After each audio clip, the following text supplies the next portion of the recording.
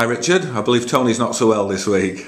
Yeah, he's poorly. He's got flu at the minute, so we're wrapping him in cotton wool. Okay, does that impact on training at all?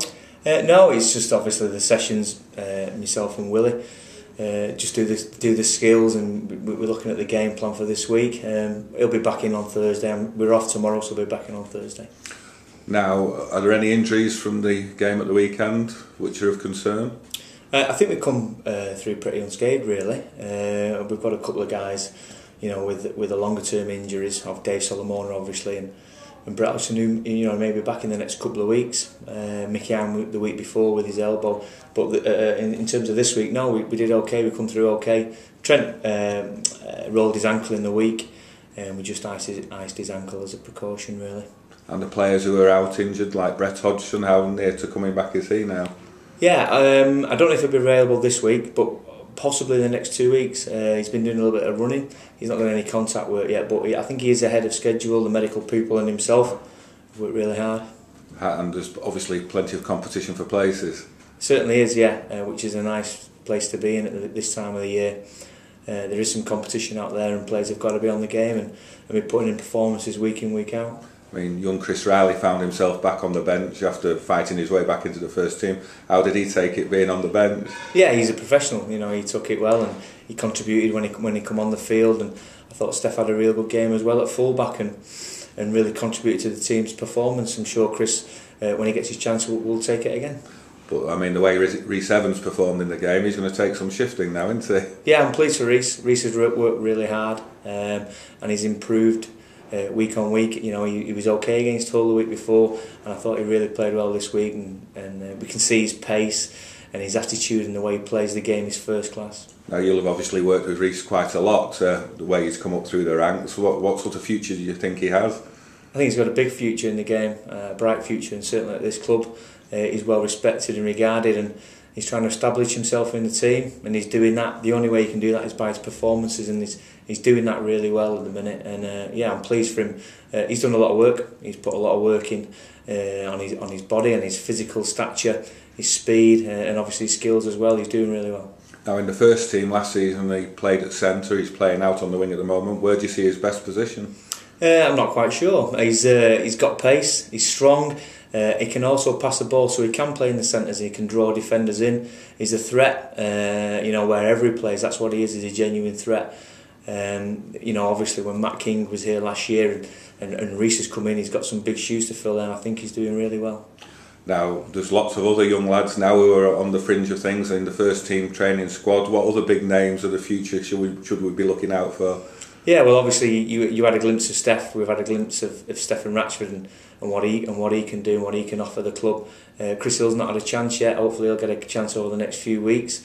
Physically he's a big man, and he's got some skills as well. I'm looking forward to seeing him play. And we've got Tyrone and Matty Blythe as well within the squad. So there is some good players to come into the team. Now, one of the big talking points before the game at the weekend was Lee Breers being back after being dropped for the Hull game, and it's all surrounding discipline issues. How strict is the discipline at the Wolves? Well, it's strict. We have a code of conduct that the players adhere to, and if someone doesn't, then they suffer the consequences. In terms of Lee's performance this week, I thought he responded really well. I thought he really contributed to the team, which was pleasing for himself, really. He needed to prove a point, and I thought he did that well. He took a couple of tries and set some up, and he had a real positive influence on the game for us. It's fair to say he did his talking on the pitch. Well, that's it, and that's what we're here to do, and I think we can put that issue to bed now, and if we can get the best out of Lee on a week-to-week basis, I'm sure we'll all be pleased. Now, looking ahead to the Huddersfield game at the weekend, what are you expecting from the Giants? A tough game. I can't remember an easy game against Huddersfield. We've been in some tight battles. We've lost at this time. Last year we played at the Millennium Stadium, and they gave us a good beating. So we're expecting a real tough game. But we're looking at our improvement week on week. We improved last week on Hull. Hopefully we can improve this week, and that'll be enough against Huddersfield. You say improve. I mean, when you beat a team 50-10, you put 30 points to nil, pass them in a half. How do you improve on that? Yeah, well, we weren't great in the first half, and all credit to London. They came out really fired up. We weren't overall pleased with our first half performance. Now in the second half it was a different tale, and we scored some really scintillating tries, and we actually bombed a couple as well. So no disrespect to London, but we did hit our straps in the second half. We need to carry on that form this week against Huddersfield, who will be a different proposition. They may have some players coming back from injury. I'm sure Nathan will want to put his best team out, as do we. I mean, is it a case of you've just been dusting off the cobwebs with the draw at Hull, the not so red hot performance in the first half against the Broncos? Are you getting up to full speed now? We'd like to think so. We'd like to think we had a real good preparation over in Australia. Then we played Hull. We weren't quite our best there. We've improved this week, and this weekend sort of we'll have to improve again, because they're a top team, and we expect them to be there and thereabouts at the end of the year.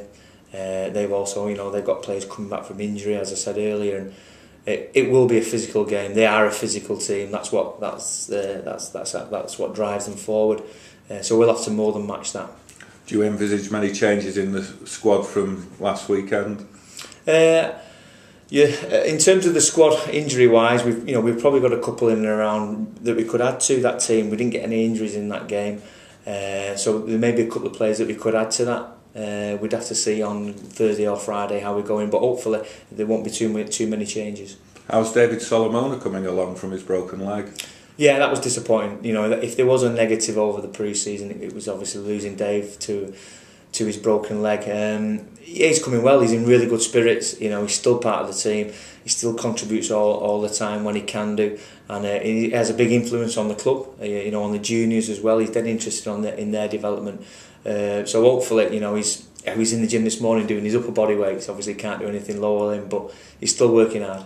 Okay.